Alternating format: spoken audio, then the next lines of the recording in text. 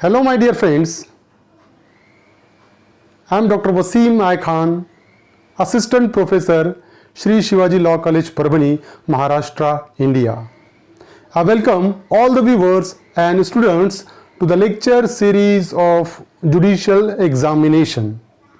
So today's point of discussion is ascertain definitions under a Criminal Procedure Code 1973, in which we will discuss the definition of judicial proceeding, the definition of metropolitan area, the definition of offense, the definition of notification, the definition of officer in charge of police station, and some other definition also we will discuss.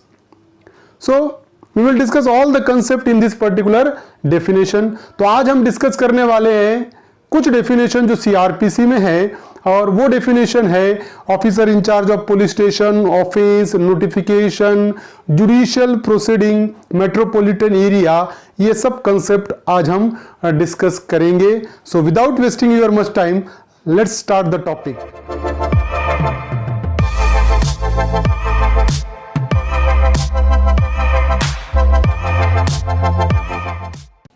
Definition of judicial proceeding, local jurisdiction and metropolitan magistrate and metropolitan area.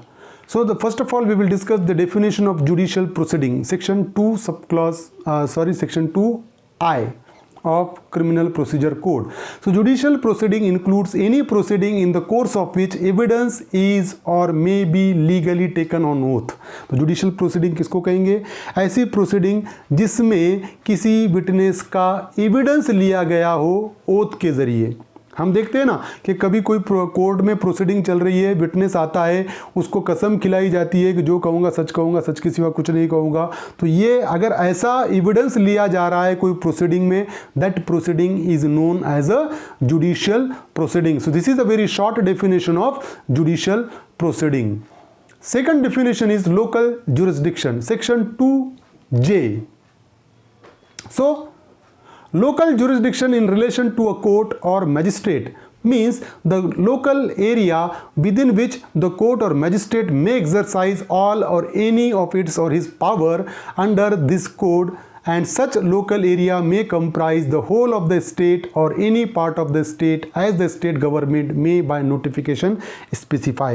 ऐसा area जिसमें court अपने power को exercise कर रहा है, जिसमें magistrate अपने power को एक्सरसाइज कर रहा है, that particular area will be known as a local jurisdiction. वो एरिया को हम लोकल जुरिस्डिक्शन कहेंगे. So and such local area में कंप्राइज, अब वो लोकल एरिया क्या होगा? May comprise the whole of the state or any part of the state as the state government may by notification specify.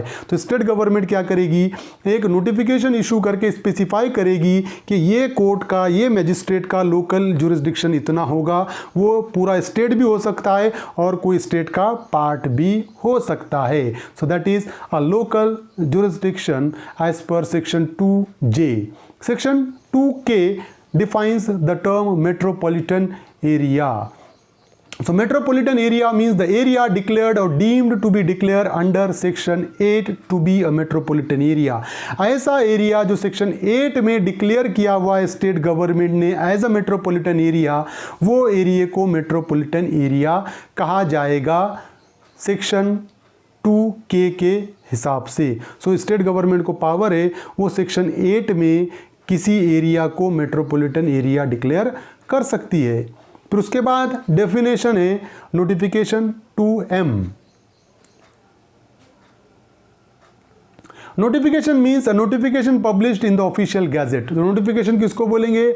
ऐसा notification जो government ने official gazette में publish किया हुआ है, that is known as a notification. तो official gazette में जो भी पब्लिश होगा वो नोटिफिकेशन ट्रीट होगा. Offence, section 2N. Offense means any act or omission made punishable by any law for the time being in force, and includes any act in respect of which a complaint may be made under section 20 of Cattle Trespass act 1872. So offence हम किसको कहेंगे? ऐसा act या ऐसा omission जो किसी law में punishable बताया हुआ है। जो भी law time being in force है, अभी जो लॉ चल रहे हैं उसमें अगर कोई एक्ट या ओमिशन पनिशेबल बताया हुआ है, वो सब एक्ट, वो सब ओमिशन ऑफेंस के डेफिनेशन में आएंगे। Officer in charge of police station 2O। Officer in charge of police station includes when the officer in charge of the police station is absent from the station house or unable from illness or other cause to perform his duties. The police officer present at the station house who is next in rank to such officer and is above the rank of constable, or when the state government so direct as other police officers so present. तो officer in charge of police station normally क्या होगा कि जो कोई police station है उसका जो head है वो officer in charge of police station रहेगा, यहां पर कोई डाउट नहीं है। लेकिन सेक्शन 2O ये कहता है कि अगर ऑफिसर जो इंचार्ज है, जो हेड है, अगर वो अब्सेंट रहता है तो उसका नेक्स्ट रैंक का जो रहेगा, उससे नीचे वाली जो रैंक का रहेगा, वो officer in charge of police station का रोल प्ले करेगा। अगर वो नहीं है तो above the rank of head constable जो भी पर्सन रहेगा वो as a officer in charge of police station का रोल प्ले करेगा, या ऐसा पर्सन जिसको स्टेट गवर्नमेंट ने डायरेक्शन दिया है कि you have to play the role of officer in charge of police station, तो वो रोल प्ले करेगा officer in charge of police station का।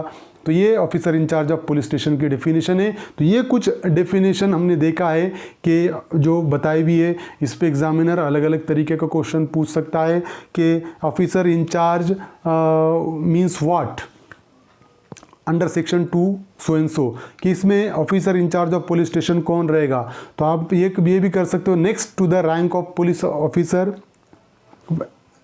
नेक्स्ट रैंक वाला जो है the officer directed by the state government, या the officer above the rank of head constable, और all of the above. तो ये तीनों भी officer in charge of police station का रोल प्ले कर सकते हैं। ऐसे क्वेश्चन कुछ एग्जामिनर पूछ सकता है।